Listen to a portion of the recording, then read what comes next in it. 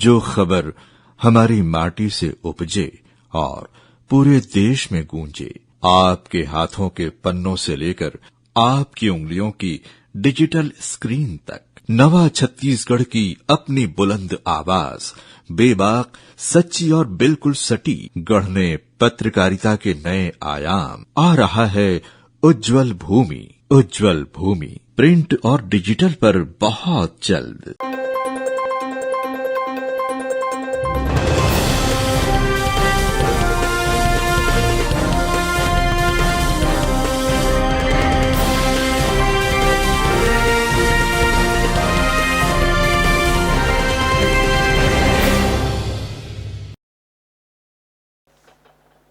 नमस्कार, स्वागत है आप सभी का ग्रैंड न्यूज नेटवर्क में और मैं हूं आपके साथ सीमा। चलिए अब एक नजर डाल लेते हैं आज के बुलेटिन की खास खबरों की ओर। खबरों में आगे बढ़ने से पहले एक नजर आज की हेडलाइंस पर।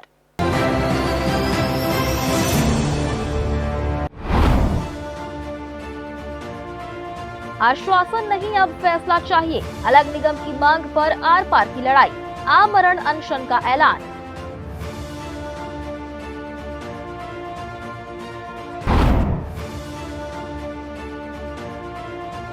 लोको पायलट के सूने मकान में लाखों की चोरी, जेवरात लेकर फरार हुए चोर। 4,50,000 के गहनों पर हाथ साफ।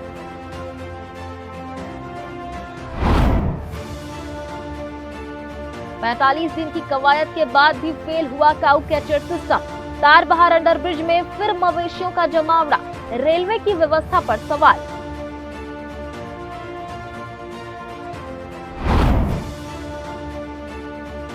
और नाग पंचमी पर अष्टमुखी शिव मंदिर में उमड़ा आस्था का सैलाब। सावन के तीसरे सोमवार पर पूजा दर्शन को पहुंचे हजारों श्रद्धालु।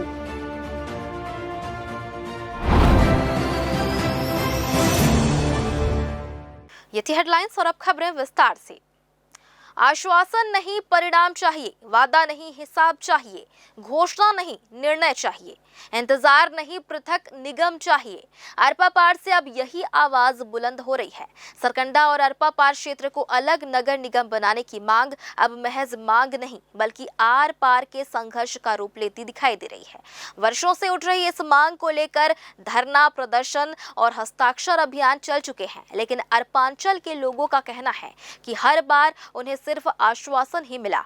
चुनाव के दौरान घोषणा पत्र में अरपा पार को अलग निगम बनाने का वादा किया गया। चुनाव हुए और 2.5 साल का वक्त भी गुजर गया, लेकिन पृथक निगम का फैसला अब तक जमीन पर नहीं उतर पाया। इसी को लेकर नागरिक सुरक्षा मंच ने अब सरकार के सामने सीधा सवाल खड़ा कर दिया है। मंच के अध्यक्ष अमित तिवारी ने दो टूक कहा है कि अब सिर्फ आश्वासन से काम नहीं चलेगा, अरपांचल अपना हक लेकर रहेगा। उन्होंने मांग पूरी नहीं होने तक आमरण अनशन पर बैठने का ऐलान किया है। आंदोलनकारियों का कहना है कि यह किसी राजनीतिक घोषणा का इंतजार नहीं बल्कि अरपा पार के लोगों के अधिकार और सम्मान की लड़ाई है। संदेश साफ है, बहुत हुआ इंतजार, अब निर्णय करना होगा। घोषणा नहीं, पृथक निगम बनाना होगा। पिछले कई वर्षों से अरपा क्षेत्र को जो है नगर निगम का दर्जा देने की मांग के लिए लगातार वहां प्रदर्शन किए गए, धरना दिए गए, लेकिन अब तक किसी भी जो शासन है और प्रशासन उनके कान में जू तक नहीं चली। लेकिन सबसे बड़ी बात है अब आमरण अनशन की हो रही है। तो यहाँ पे अमित तिवारी जो है हमारे बीच मौजूद है, जो आमरण अनशन की बात कर रहे हैं अभी। जी, ये नगर निगम की जो मांग कर रहे हैं आप लोग अरपा क्षेत्र को, काफ़ी समय से हो रहा है। वादे हुए चुनावी मुद्दे के समय ये वादा हुआ था कि अरपांचल को नगर निगम दर्जा दिया जाएगा। चुनाव हो गए, चुनाव हुए, 2.5 साल बीत गए, लेकिन अब वादे ही रह गए। क्या कुछ कहेंगे? देखिए, ये जो हमारा संघर्ष है 30 साल का है। ये 30 साल से हम संघर्ष करते हैं कि अरपा पार क्षेत्र को नगर निगम घोषित करो, पर प्रशासन के कानों में जू नहीं रही थी। और मैं विशेषकर यहाँ के जो जनप्रतिनिधि हैं उनको गुलाब देने लाया था। उनको मतलब गजब का उनका एक तरह का परफॉर्मेंस है कि इतने बड़े मुद्दे को और जनहित के मुद्दे को सिरे से खारिज करते हैं। वो इसको गंभीरता से किसी ने नहीं लिया। ये बहुत दुखद बात है और हमको अब सभी तरह के आंदोलन इसमें हो चुके हैं। सड़क पे आकर के किए, धरने दिए, प्रदर्शन किए, भूख हड़ताल में बैठे, हस्ताक्षर अभियान चलाए, मंत्रियों से मिले, नेताओं से मिले, पर रिजल्ट टाइम से। तो हम आज मजबूर हमको कर दिया गया है कि हम इस स्टेज पे पहुंच गए हैं कि हमको आमरण अनशन करना पड़ रहा है। 19 गांवों को भी नगर निगम में लिया गया है। विकास के नाम पर केवल दिखावे हो रहे हैं। ना वहाँ मूलभूत सुविधाएं, ना नालियाँ हैं, ना सड़कें, ना बिजली है। वहाँ पानी का जल भराव स्तर इतना हो जाता है, आप खुद देखे होंगे डीएलएस कॉलेज के पीछे का एरिया पूरा डूब गया था। अब फिर से ये मांग उठ रही है, नगर निगम जो दर्जा मिलेगा, विकास भी होंगे। तो क्या लगता है कि प्रशासन विकास करेगी? अभी भी तो 19 गांवों को लिया गया है निगम में, लेकिन मुझे नहीं लगता, क्योंकि आप देखेंगे अरपा पार क्षेत्र जो है नदी के उस तरफ का एरिया हमेशा से ही उपेक्षित रहा है। जब नगर निगम में पर्याप्त मात्रा में फंड होता था तब भी उधर किसी प्रकार का विकास काम नहीं हुआ है। विकास वहाँ के लोगों ने किया है, व्यापारियों ने, बड़े जो व्यापारी हैं, बड़े जो ब्रांड्स आए हैं वो बताए हैं कि उन्होंने बताया है कि ये अरपा पार क्षेत्र जो है विकसित क्षेत्र बनने जा रहा है। पर प्रशासन स्तर पे कोई भी तरह की कार्रवाई नहीं। आज अभी पिछले दिनों जो बाढ़ आई थी उसमें किस तरह से अरपा पार डूबा था, नालियाँ नहीं है वहाँ पे, नाले नहीं हैं, किसी प्रकार की सुविधा आम जनता को नहीं मिल रही है। सड़कें टूट गई है, नालियाँ टूटी हुई है, किसी को कोई लेना देना नहीं है। तो हर चीज़ के लिए तो हमको संघर्ष करना पड़ रहा है आके सड़क पे। सड़कें जो बनी है हमारी लड़ाई से परिणाम स्वरूप सड़कें वहाँ की आज बनी हुई है। तो आप नगर निगम, अब एक तरह का उदाहरण ये है कि 10 बच्चे पैदा कर लिए पर पालने की औकात एक की भी नहीं है। तो क्यों पैदा किए हो आप? क्यों आपने नगर निगम क्षेत्र को आपने बढ़ाया? ग्राम पंचायत क्षेत्र को आप अपने में समाहित किए। आज वो ग्राम पंचायतों की स्थिति जाके देखिए, बद से बदतर है। इसके लिए कौन जिम्मेदार है? प्रशासन जिम्मेदार है, नगर निगम जिम्मेदार है उसके लिए। लगातार 30 वर्षों से आप धरना देते हुए आ रहे हैं पूरे सरकंडा वासी अर्पांचल के लोग, लेकिन अब ये आमरण अनशन का आपने जो जिम्मा उठाया है, ये क्या कुछ लगता है आपको? ये जो करने के पीछे की वजह क्या है, क्या कहेंगे? कोई वजह नहीं है, ये खंदक की लड़ाई है। अब ये लोकतंत्र में इस सत्याग्रह को सर्वाधिक बड़ा माना जाता है। हम बताना चाहते हैं कि आप नहीं दोगे तो हम अपनी जान दे देंगे। हम बिना खाना पीना छोड़ के आमरण अनशन पे बैठेंगे, पर नगर निगम लेके रहेंगे। नगर निगम लेके रहेंगे, चाहे जान ले लो, ये अमित तिवारी के बोल थे। अब बात करेंगे बड़े भाई जी से, क्योंकि आप एक स्वास्थ्य विभाग से जुड़े हुए हैं। सरकंडा पार में स्वास्थ्य को लेकर आपका क्या कहना है? ना कोई बड़ा अस्पताल है, ना ही वहाँ पे विकास हो रहे हैं। क्या केवल वादे चुनाव तक ही सीमित रहते हैं?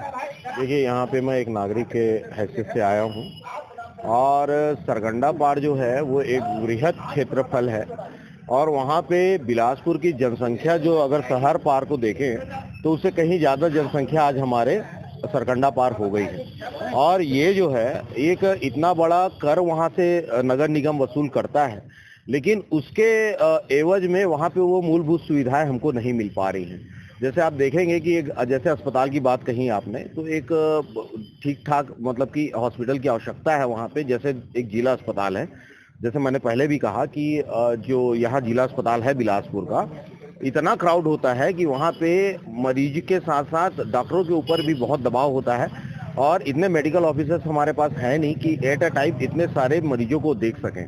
तो एक अगर उस पार की भी भीड़ यहाँ पे आती है तो वो भीड़ कम होगा, ये दोनों के जो लोड है वो भी डिस्ट्रीब्यूट होगा। साथ में जैसे आप हम कंपनी गार्डन के पास खड़े हैं, आज सुबह यहाँ इतने लोग आते हैं कि यहाँ का ऑक्सीजन खत्म होकर के कार्बन डाइऑक्साइड जनरेट करने लगता है। ये आप क्राउड देखेगा तो एक गार्डन वहाँ पे हो, लोगों के लिए, बच्चों के लिए जाने के लिए, पढ़ने के लिए एक अच्छा सा स्कूल हो, एक प्लेग्राउंड हो, तो ये मूलभूत सुविधाएं जो है जहाँ से मानसिक जो रूप से बच्चा जो होता है वो विकसित होता है। तो जहाँ कंजेस्टेड चीजें देख रहा है कि घर में पानी भर रहा है, नाली का पानी घर आ रहा है और बाहर जा रहा है तो गड्ढे हैं, न गार्डन है न कुछ है, तो ऐसे में हम अपने बच्चों को क्या परवरिश कर पाएंगे, कि क्या उसको हम सिखा पाएंगे? वो तो इन मूलभूत चीजों से ही लड़ता रहेगा जीवन भर। तो हमको जो है चाहिए कि एक अच्छा और एक शहर का निर्माण हो। ये कोई तोड़ फोड़ वाली बात नहीं है, ये विस्तार की बात है। तो सरकंडा के लोगों भी विस्तार चाहिए, उन्हें भी मूलभूत सुविधाएं चाहिए। तो उसी की मांग हमारे आदरणीय अमित भैया के द्वारा रखा गया है। 1 सितंबर से वो आमरण अनशन पे बैठने वाले हैं। हम सबकी उनके लिए उनके साथ हैं हम लोग, हमारी सहानुभूति है और भैया को हम भगवान से, ईश्वर से प्रार्थना करेंगे कि भैया को उतनी शक्ति दे कि वो आगे बढ़े और नगर निगम लेके रहे। मतलब सरकंडा का क्षेत्र विकास से आज भी अछूता है। बड़ा सा आबादी का क्षेत्र होने के बावजूद भी जो मूलभूत सुविधाएं वो नहीं मिल पा रही। क्या कुछ कहेंगे आदरणीय मिश्र? मैं ऐसे विगत हर धरना आंदोलन में साथ में रहे हैं और काफ़ी लंबे समय से ये धरना आंदोलन चल रहा है पृथक नगर निगम की मांग को लेके। मेरे को ये समझ में नहीं आता है, इन लोग जो बात करते हैं कि डबल इंजन की सरकार, इनकी डबल इंजन की सरकार क्या काम करती है, क्या विकास करती है, ये आज तक नहीं समझ में। यहाँ ट्रिपल इंजन हो गई है। यहाँ ट्रिपल इंजन की सरकार में, यहाँ आप स्वयं जहाँ पे जिस जगह में बैठे हैं वहाँ पे विगत कई वर्षों से एक एयरपोर्ट की मांग को लेके बैठे हुए हैं जो आज तक पूरा नहीं हो पाया है। पृथक नगर निगम की मांग को जो लेके रखे, ये बड़ा मुद्दा है जो इस शहर में आपके बिलासपुर शहर को जो इतना बड़ा विकसित होते जा रहा है, ये बहुत बड़ा मुद्दा है जिसको इन लोग किनारे कर देते हैं। सत्ता में आने के बाद तो और किनारे ही हो जाते हैं कि इस मसले में बातें ही नहीं करते। आज आसपास के जो गांव को लिया गया है, आज उस गांव में आप स्वयं जाके देख लीजिए क्या स्थिति है। आप स्वयं शायद मेरे ख्याल से उस क्षेत्र के गांव में ही रहने वाले व्यक्ति हैं। सिर्फ टैक्स की वसूली के लिए इन लोग नगर निगम बना दिए हैं, किसी प्रकार की कोई सुविधा नहीं है। हम चाहते हैं कि पृथक नगर निगम अरपा क्षेत्र को बनाया जाए, उसमें यदि और कुछ गाँव को लिया जाए तो और ले लिया जाए। बाकी पृथक नगर निगम बहुत लंबे समय की मांग है, इसको पूरा करना चाहिए और इसमें किसी प्रकार का पार्टी नहीं देखना चाहिए कि वो पार्टी ये पार्टी। आप जनहित का मुद्दा है, ये जनहित के मुद्दे में यदि अमित तिवारी जी बैठ रहे हैं, इनके साथ पूरा सरकंडा क्षेत्र है, अरपा क्षेत्र है और इनके साथ हम कंधे से कंधा मिलाकर हर आमरण अनशन में इनके साथ में रहेंगे। तो ये थे अरपांचल के लोग, सरकंडा के वासी और नागरिक सुरक्षा मंच और सरकंडा के जो लोग हैं अब नगर निगम की मांग को लेकर जो अमित तिवारी जी वो आमरण अनशन करने जा रहे हैं। तो अब देखना होगा कि शासन प्रशासन की नींदें अब खुलेगी या फिर अब भी बंद रहेगी। क्या सरकंडा क्षेत्र का विकास हो पाएगा जिस तरह से उसको होना चाहिए? बड़ा आबादी का क्षेत्र है, ये सब अब आगे देखना होगा। कैमरामैन अमर ध्रुव के साथ पिंटू दुबे, ग्रैंड न्यूज से। बिलासपुर में भारतीय मजदूर संघ ने 17 अगस्त को मांग दिवस के तहत श्रमिकों और कर्मचारियों की लंबित मांगों को लेकर जिला प्रशासन को ज्ञापन सौंपा। ज्ञापन में ईपीएस 95 की न्यूनतम पेंशन 1100 से बढ़ाकर 7500 रुपए करने, पुरानी पेंशन योजना बहाल करने, समान काम के लिए समान वेतन लागू करने और न्यूनतम वेतन बढ़ाने की मांग प्रमुख रही। इसके अलावा स्कीम वर्करों के मानदेय में वृद्धि, बैंकों में 5 दिन कार्य सप्ताह लागू करने और लेबर कोड में मजदूर हितों के विपरीत प्रावधानों में संशोधन की मांग भी रखी गई। बीएमएस ने केंद्र सरकार से सभी मांगों पर श्रमिक प्रतिनिधियों के साथ बातचीत कर जल्द और समयबद्ध समाधान की मांग की है। मजदूर एक है और मजदूर भाई के नारे के साथ अभी मजदूर संघ अपनी मांगों को लेकर कलेक्टर को ज्ञापन देने जा रहे हैं। भारी संख्या में जुड़े हैं, देशव्यापी आंदोलन है ये और इनकी मांगे जो है उनको पूरी करने को लेकर ये कलेक्टर ऑफिस जा रहे हैं, जहाँ पर ये अपनी मांगों को लेकर ज्ञापन सौंपेंगे। क्या कुछ पूरा मांग है इनकी, इन्हीं से जानेंगे क्या कुछ कहेंगे, क्या मांगे आप लोगों की। अब अभी 26, 27, 28 जुलाई को भारतीय मजदूर संघ के द्वारा रांची में कार्य समिति की बैठक हुआ था। उसमें निर्णय लिया गया था 10 सूत्री मांगों को लेकर के पूरे देशव्यापी आंदोलन किया जाएगा, जिसमें ओपीएस है, पेंशन को 1100 रुपये से बढ़ा करके और 4200 रुपये किया जाए और इसके अलावा उसमें और 8 सूत्री मांगे हैं, जिसमें 30,000 रुपये न्यूनतम वेतन दिया जाए। ऐसे करके 10 सूत्री मांगे हैं। इसके अलावा स्थानीय स्तर की मांगे हैं, जैसे मोदी की गारंटी के तहत जो घोषणा पत्र है बीजेपी के, उसमें स्पष्ट दिया हुआ है दैनिक वेतन कर्मचारी को नियमित करेंगे। हमारा कहना है दैनिक वेतन कर्मचारी को नियमित करो। ठेकेदारी प्रथा के तहत जो पैसे का दुरुपयोग हो रहा है, सिर्फ मतलब ये ठेकेदारी प्रथा बंद करनी चाहिए। हाँ, ठेकेदारी प्रथा बंद करना चाहिए, यह हमारी मांग है। न्यूनतम वेतन केंद्र के समान लागू करो, ये हमारी मांग है। ये देशव्यापी आंदोलन है। अब समझिए इनकी प्रशासन से मांग है कि जो ठेका प्रथा वो बंद किया जाए, जो दैनिक वेतन वो भी उनको नियमित किया जाए और काफ़ी कुछ मांगे 10 सूत्री मांगों को लेकर ये अपना प्रदर्शन जारी करे। अभी पदयात्रा ये लोग निकाले। कहाँ से भी आप लोग आ रहे हैं? हम लोग अभी रैली निकालते हुए लाल बहादुर शास्त्री स्कूल से आ रहे हैं और इनकी मांग जो है 10 सूत्री मांग, उसको लेकर ये अभी चरणबद्ध है और अभी ये प्रदर्शन को लेकर जारी करते हुए कलेक्टर कार्यालय की ओर जा रहे हैं। क्या कुछ कहना है जो आपकी मांग है उनको लेकर? देखिए क्या है, ग्रेच्युटी की गणना के लिए जो 15 दिन का लिमिट है उसको 30 दिन किया जाए।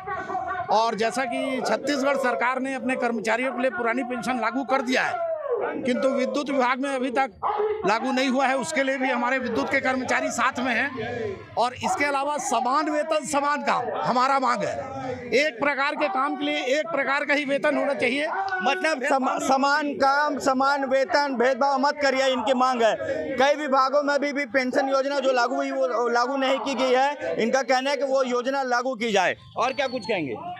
अब सरकार जो है सोई हुई है, उसको जगाने का काम भारतीय मजदूर संघ कर रहा है। सरकार सोई हुई है, मजदूर संघ जगाने का काम कर रहा है।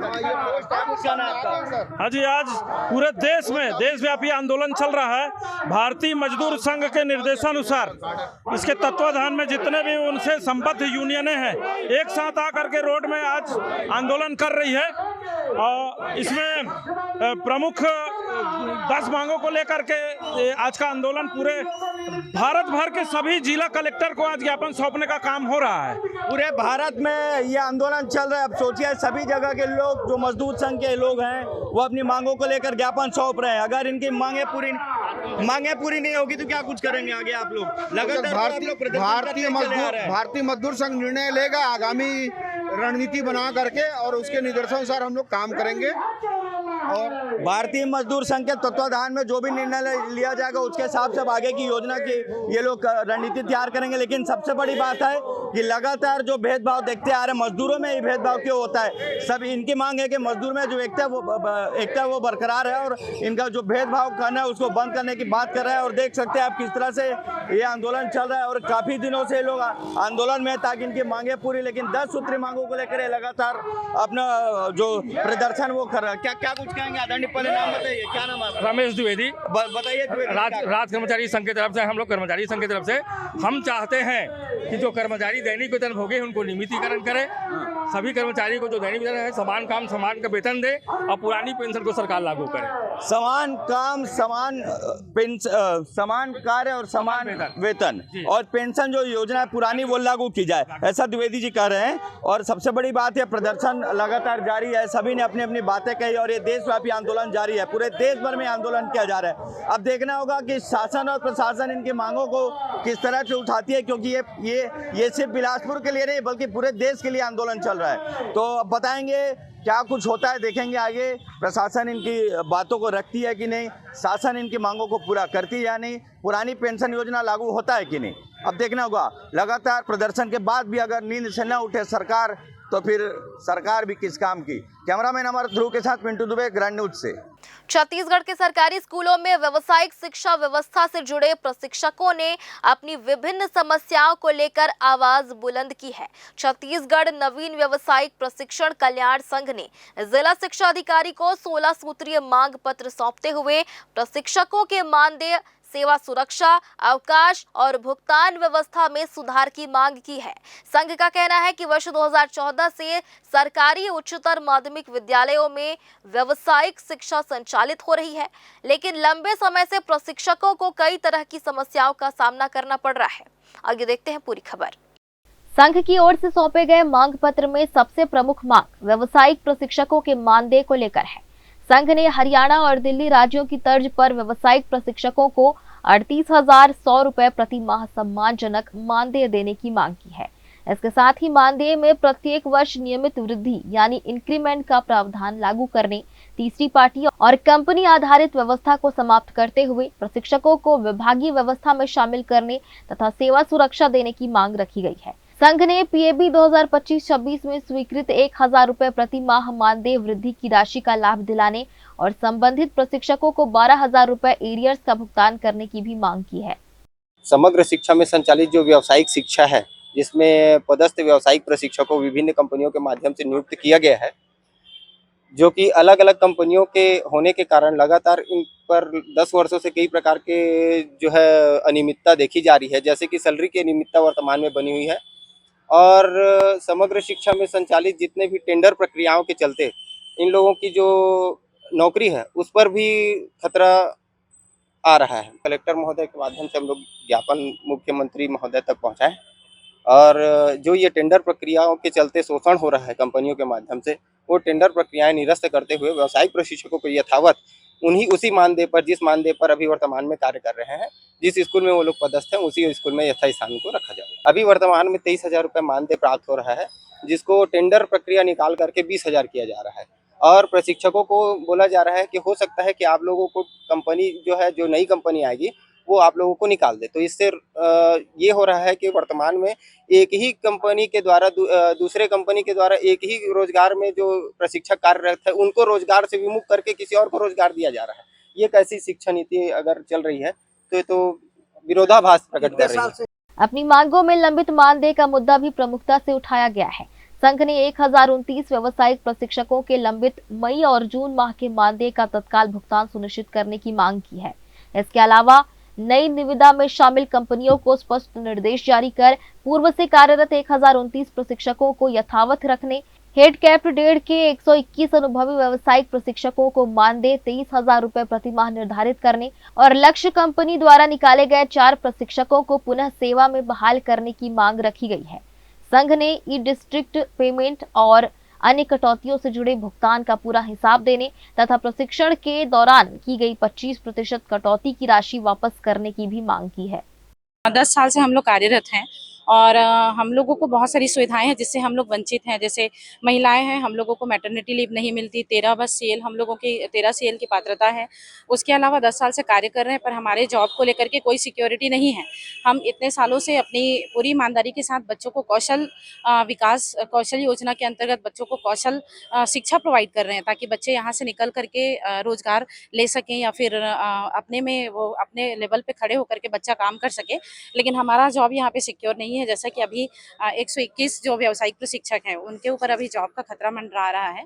पहले हम लोग विद्यांता कंपनी के अंतर्गत कार्य कर रहे थे पिछले 9 वर्षों से और उस दौरान कोई समस्या नहीं आई, लेकिन कंपनी किसी कारणवश कंपनी को हटना पड़ा या समग्र शिक्षा के तरफ से उसको नोटिस दिया गया और उसके बाद फिर हम लोगों का जो करियर है वो कहीं ना कहीं रुक गया। अभी हम दूसरे कंपनी में हम लोग को ट्रांसफ़र किया गया और अब अचानक से हम लोगों को दूसरे टेंडर प्रक्रिया के तहत फिर से नई भर्ती प्रक्रिया के दौरान से गुजरना पड़ रहा है और उसमें ये हो रहा है कि मई और जून की जो सैलरी थी वो भी हम लोगों की रोक दी गई है और उसका अभी तक हम लोगों को कोई सूचना नहीं दिया गया, ना कोई नोटिस नहीं दिया गया।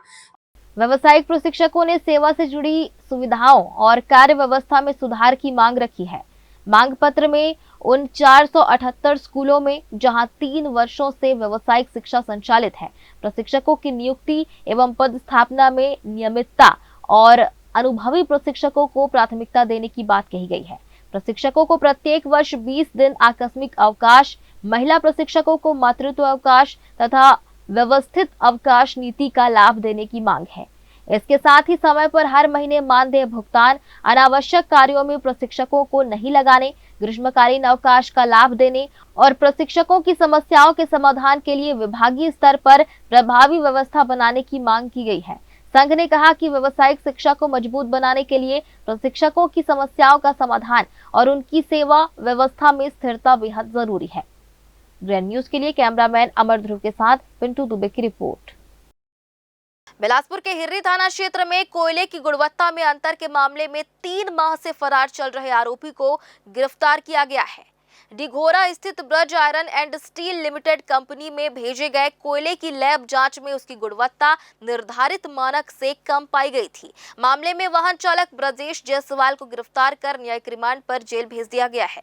मामला 18 मई 2026 का है। एससीसीएल रायपुर की कोयला खदान से 2 ट्रेलरों में G6 ग्रेड का 5500 से 5800 जेसीबी गुणवत्ता वाला कोयला लोड कर डिघोरा स्थित Braj iron and steel limited company भेजा गया था।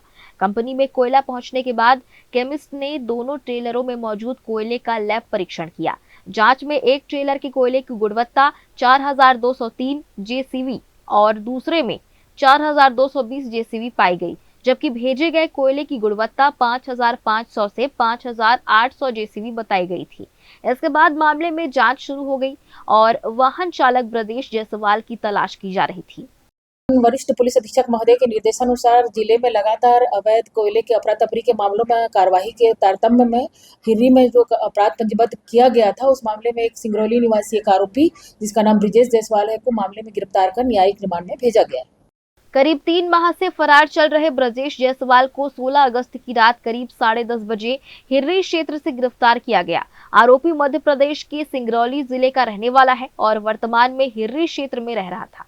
एएसपी ग्रामीण मधुलिका सिंह ने बताया कि आरोपी की तलाश की जा रही थी, जिसे गिरफ्तार करने के बाद न्यायिक रिमांड पर भेज दिया गया है।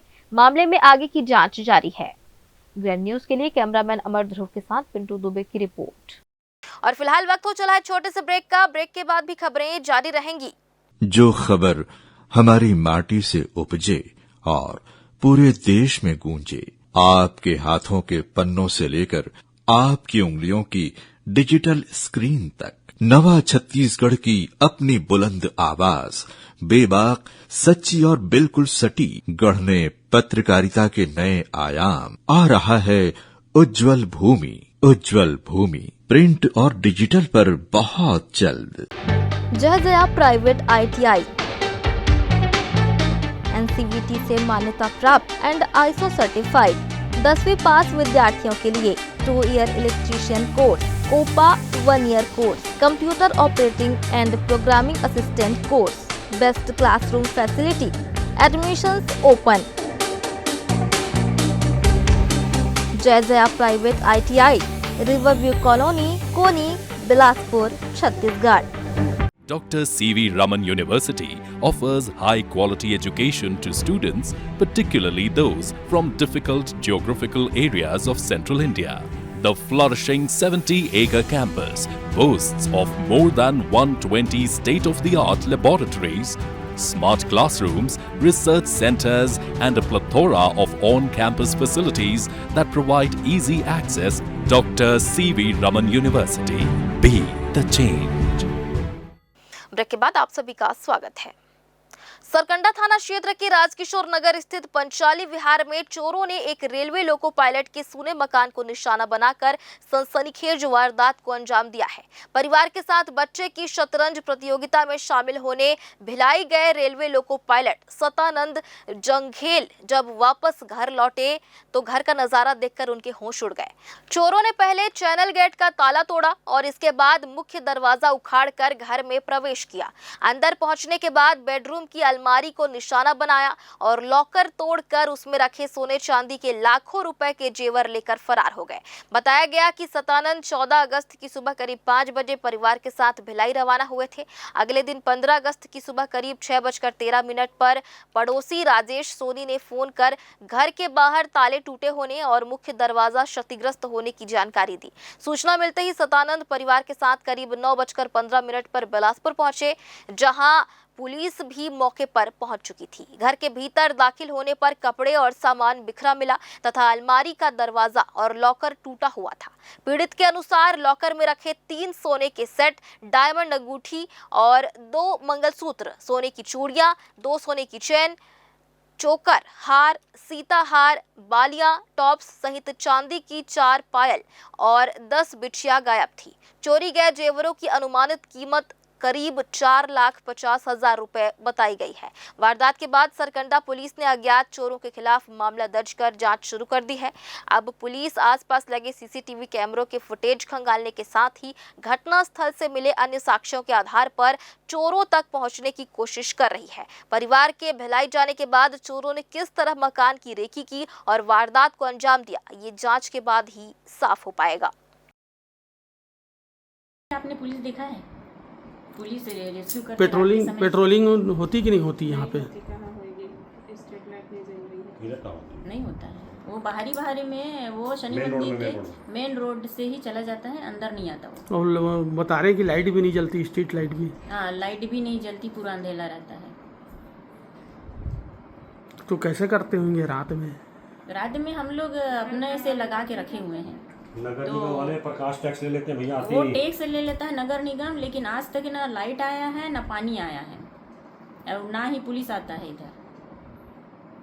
और जो हम लोग कॉलोनी में जो लाइट वगैरह जला रहे हैं ना, हम लोग अपने पैसा कलेक्शन करते हैं और लगाते हैं।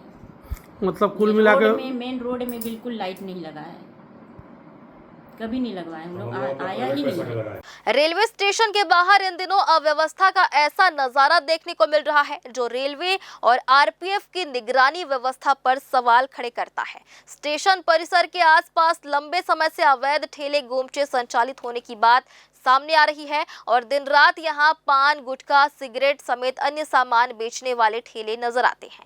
खास बात यह है कि समय समय पर कार्रवाई होने के बावजूद कुछ ही समय बाद वही ठेले फिर सड़क किनारे जम जाते हैं। ऐसे में सवाल उठना लाजमी है कि अगर कार्रवाई लगातार हो रही है तो फिर अवैध कब्जे और ठेले आखिर हट क्यों नहीं रहे।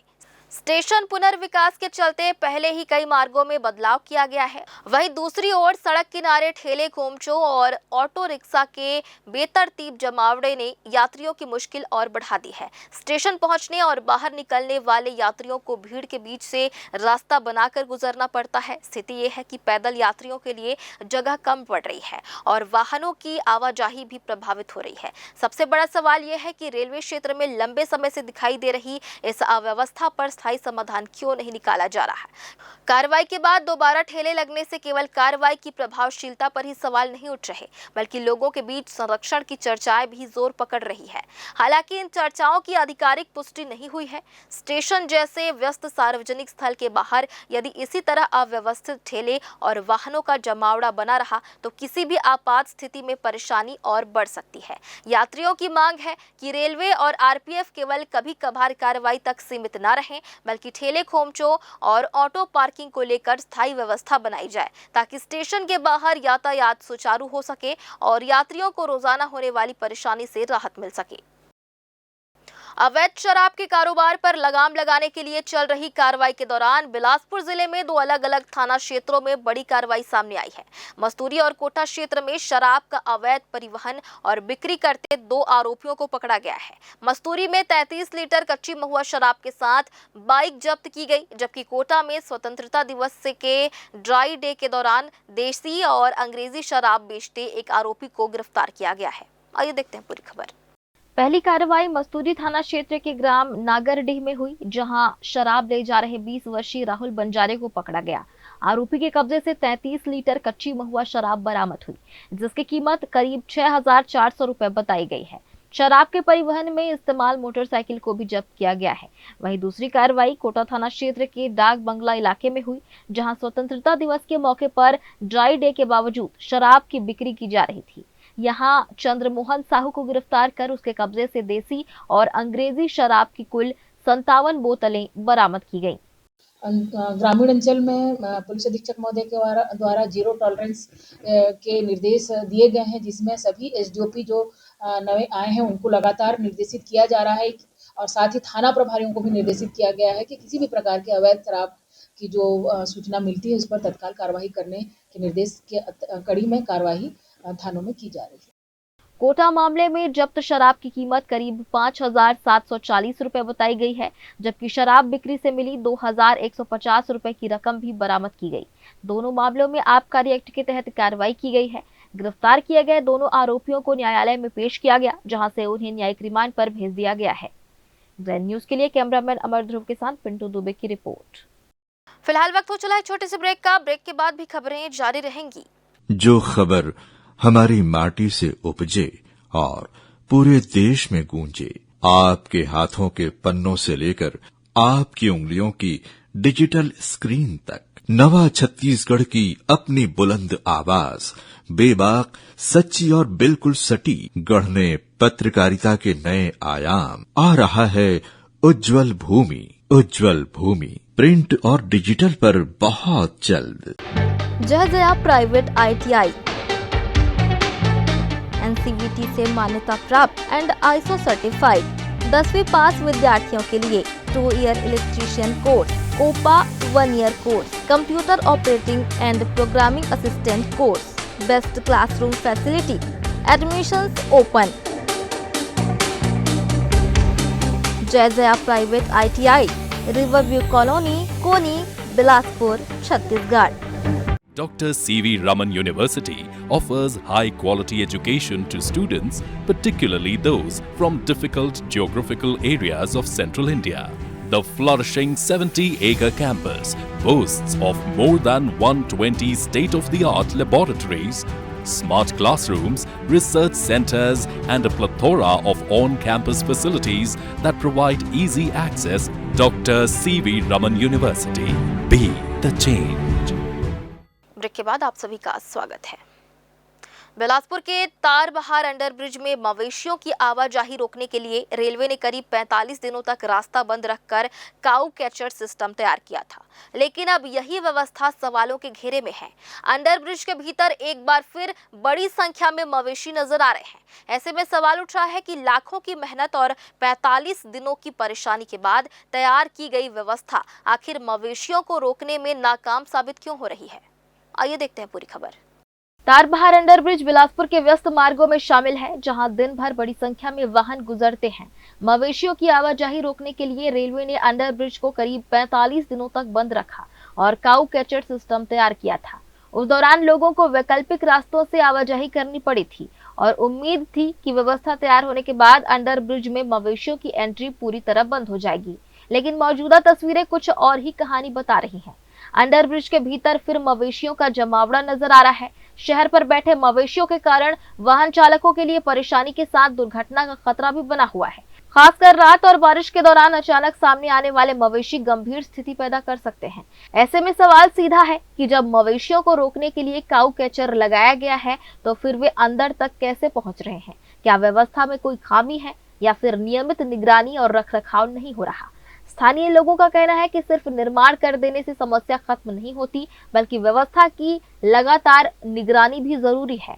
लोगों ने रेलवे से मौके का निरीक्षण कर काऊ कैचर की खामियां दूर करने और मवेशियों की एंट्री पूरी तरह रोकने की मांग की है, क्योंकि 45 दिन तक रास्ता बंद रखने के बाद तैयार की गई व्यवस्था अगर दोबारा बेअसर नजर आने लगे तो उसकी निगरानी और रखरखाव पर सवाल उठना लाजमी है। ग्रैंड न्यूज के लिए कैमरामैन अमर ध्रुव के साथ पिंटू दुबे की रिपोर्ट। नाग पंचमी के पावन अवसर पर मशानगंज स्थित प्रसिद्ध अष्टमुखी शिव मंदिर में श्रद्धालुओं की भारी भीड़ देखने को मिली। सावन के तीसरे सोमवार और नाग पंचमी के विशेष संयोग पर सुबह से ही मंदिर में भक्तों का पहुंचना शुरू हो गया था। श्रद्धालुओं ने भगवान शिव और नाग देवता की विधि विधान से पूजा अर्चना कर परिवार की सुख समृद्धि और मनोकामना पूर्ण होने की कामना की। आइए देखते हैं पूरी खबर। धार्मिक मान्यता के अनुसार सावन के सोमवार को भगवान शिव की पूजा का विशेष महत्व होता है। वहीं नाग पंचमी के दिन नाग देवता की पूजा करने से जीवन में सुख शांति और समृद्धि आती है।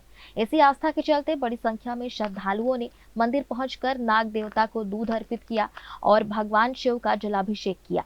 अष्टमुखी शिव मंदिर में विशेष पूजा अर्चना के चलते पूरे परिसर में भक्तिमय माहौल बना रहा। श्रद्धालुओं ने बेलपत्र, फूल, दूध और अन्य पूजन सामग्री अर्पित कर भगवान शिव का आशीर्वाद लिया।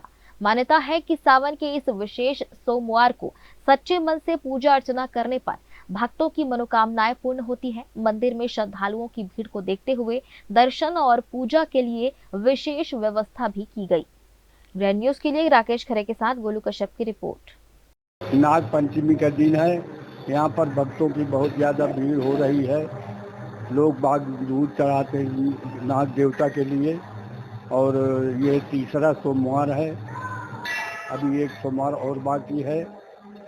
यहाँ पर जो आता है उसकी मनोकामना पूरी होती है। यहाँ पर दूध का चढ़ाया जाता है नाग देवता को और जल चढ़ाया जाता है। सावन सोमवार का किसी भी मनोकामना पूरी करने के लिए रखी जाती है। कैसे तैयारी करते हैं? सावन सोमवार में ऐसी कोई तैयारी नहीं लगती है, जो बन पड़े अपने से वो कर सकते हैं। शक्ति की पूजा होती है, इसलिए शक्ति मतलब माताओं का सम्मान होना है। किस तरह की पूजा करना चाहिए? हाँ, उसको अपने जीवन में उतारना चाहिए, सिर्फ पूजा नहीं करना चाहिए। बिलासपुर में नाग पंचमी के अवसर पर वर्षों से चली आ रही मिट्टी की कुश्ती की परंपरा अब धीरे धीरे विलुप्त होने की कगार पर पहुंच गई है। कभी नाग पंचमी के पर्व पर स्कूलों और स्थानीय मैदानों में कुश्ती प्रतियोगिता का आयोजन होता था। मिट्टी के अखाड़े में पहलवान दांवपेच आजमाते थे और बड़ी संख्या में लोग कुश्ती देखने पहुंचते थे। लेकिन पिछले 2 वर्षों से कुश्ती प्रतियोगिता का आयोजन नहीं हो पा रहा है। कुश्ती से जुड़े लोगों का कहना है कि इसका एक बड़ा कारण मैदानों की बदहाल स्थिति है। जिस मैदान में कभी अखाड़ा सजता था, आज वहां सुविधाओं का अभाव है। मैदान की स्थिति ऐसी है कि नियमित रूप से कुश्ती प्रतियोगिता आयोजित करना मुश्किल हो गया है। दूसरी ओर तेजी से पहलवानों की संख्या भी कम हो रही है। नई पीढ़ी के पहलवान मिट्टी की कुश्ती में रुचि नहीं ले रहे हैं, जिससे इस पारंपरिक खेल का भविष्य भी संकट में नजर आ रहा है। बिलासपुर का कुश्ती से पुराना और गौरवशाली नाता रहा है। एक समय यहाँ बड़े स्तर पर कुश्ती के आयोजन हुआ करते थे। दारा सिंह जैसे देश के बड़े और प्रसिद्ध पहलवानों से जुड़े आयोजन भी बिलासपुर में हो चुके हैं। इन आयोजनों को देखने के लिए बड़ी संख्या में कुश्ती प्रेमी पहुंचते हैं, लेकिन आज शहर में ऐसे बड़े आयोजन देखने को नहीं मिल रहे हैं। कुश्ती प्रेमियों और आयोजकों ने प्रशासन से मांग की है कि शहर में एक अच्छा और व्यवस्थित कुश्ती मैदान उपलब्ध कराया जाना चाहिए, जहां मिट्टी का अखाड़ा तैयार करने के साथ खिलाड़ियों के लिए जरूरी सुविधाएं भी उपलब्ध हो। उनका कहना है कि आने वाले 30 त्योहारों और विशेष अवसरों पर फिर से कुश्ती प्रतियोगिता का आयोजन शुरू किया जाना चाहिए। इसके लिए प्रशासन को पहल करनी चाहिए। नाग पंचमी में हमारे यहाँ परंपरा रही है। पहले संकीर बाजार में, बाद में लाल बहादुर स्कूल में कुश्ती प्रतियोगिता आयोजित होती थी। यह प्रतियोगिता खुली कुश्ती होती थी और मट्टी की कुश्ती होती थी, जिसको मल्लयुद्ध भी कहा जाता है। दुर्भाग्य से मैदान की आप दशा और दुर्दशा देख सकते हैं। जरा सा पानी गिरता है तो हाल बेहाल मैदान का हो जाता है। तो बड़े दुख के साथ हम पिछले 2 वर्षों से आयोजन को नहीं करा पा रहे हैं। और दूसरा कारण है कि इसमें महत्वपूर्ण ये भी है कि तेज़ी से पहलवानों का अभाव भी हो रहा है। पहलवान मट्टी की कुश्ती लड़ना नहीं चाहते, वो गद्दे की कुश्ती लड़ना चाहते हैं। पर गद्दे की कुश्ती के लिए वैसा कोई मैदान हमारे पास नहीं है। शासन प्रशासन को चाहिए कि कुश्ती का इतना ज़्यादा प्रचलन है, कुश्ती के प्रति लोगों का आकर्षण है और कुश्ती गरीब और मध्य वर्ग का सबसे पसंदीदा खेल है। तो उसको ध्यान में रखते हुए कोई कुश्ती का एक ऐसा मैदान बनाए जिसमें गद्दे में भी कुश्ती हो जाए और एक जो 30 त्योहार में हम लोग जो कार्यक्रम करते हैं उसको भी हम सफल रूप से बना लें। पर नाग पंचमी के अवसर पर लगातार वर्षों से परंपरा रही होने की, पिछले 2 वर्ष से नहीं हो रहा है। बहुत दुखद और चिंतन का विषय है आने वाली पीढ़ी के लिए। यदि यही हाल रहेगा तो जिस प्रकार से डिस्कवरी में हम कई चीज़ को देखते हैं जो लुप्त हो जाती ना, तो कुश्ती जो मट्टी की कुश्ती है, गद्दे की कुश्ती तो चल रही है पर मट्टी की कुश्ती लुप्त हो जाएगी। बिलासपुर में कुश्ती का इतना ज़बरदस्त आयोजन होता था कि जो दारा सिंह है और जो बहुत बड़े और पहलवान थे, उनका बिलासपुर आगमन हुआ था। माननीय BR यादव जी, आदरणीय बुधिया जी, आदरणीय मूलचंद खंडेलवाल जी, शहर के जितने भी जो सामाजिक सरोकार के लोग थे, वो लोग मिल के आयोजन किए थे। और मुझे अच्छे तरीके से याद है, जहाँ जहाँ जिम चलता था वहाँ पहलवानों की फ़ोटो लगे रहती थी। जहाँ हीरो की लगी है ना, वहाँ पहलवानों की पान ठेला में और चाय की दुकानों में, दूध की दुकानों में पहलवानों का फ़ोटो लगा रहता है। मैंने स्वयं देखा है। अब इस विधा का अंत होना बिलासपुर की नई पीढ़ी के लिए बहुत ही पीड़ादायक है। विगत कई वर्षों से, मैं तो जब से बचपने से देख रहा हूँ, हमारे इस लाल बहादुर शास्त्री स्कूल के मैदान में विगत बहुत वर्षों से कुश्ती, यहाँ पे कुश्ती की परंपरा चले आ रही है, जो कि देखने को मिलता है। लेकिन अभी कुछ वर्षों से, 2 वर्ष से, जैसे कि पूरा यहाँ पे बरसात का समय रहता है और पूरा यहाँ पे मतलब दलदल चिखला हो जाता है, जिसकी वजह से उस कार्यक्रम को कराने में असुविधा हो रही है। और एक जो कुश्ती अपने भारत का बहुत ही बड़ा खेल है और इसका होना भी चाहिए, जिससे कि ये परंपरा विलुप्त होते जा रही है, ये खेल विलुप्त होते जा रहा है। और आजकल पहलवान भी, जैसे पहले बहुत सारे प्रदेश स्तरीय सब जगह से आते थे, तो आजकल उनकी भी संख्या कम होते जा रही है। तो इस प्रकार से ये विलुप्त होते जा रहा है। तो अगर आने वाले समय में प्रशासन इसको ध्यान देगी तो ये खेल बरकरार रहेगा। कुश्ती प्रेमियों का कहना है कि यदि समय रहते इस पारंपरिक खेल को संरक्षण नहीं मिला तो नाग पंचमी से जुड़ी वर्षों पुरानी कुश्ती परंपरा आने वाले समय में पूरी तरह खत्म हो सकती है। बिलासपुर में कुश्ती की पुरानी पहचान और गौरव वापस लाने के लिए अब ठोस प्रयास की जरूरत है। ग्रैंड न्यूज के लिए कैमरामैन राकेश खरे के साथ गोलू कश्यप की रिपोर्ट। और फिलहाल आज की इस बुलेटिन में बस इतना ही। अगले बुलेटिन में फिर होगी आपसे मुलाकात। तब तक के लिए मुझे और मेरी पूरी टीम को दीजिए इजाजत। नमस्कार।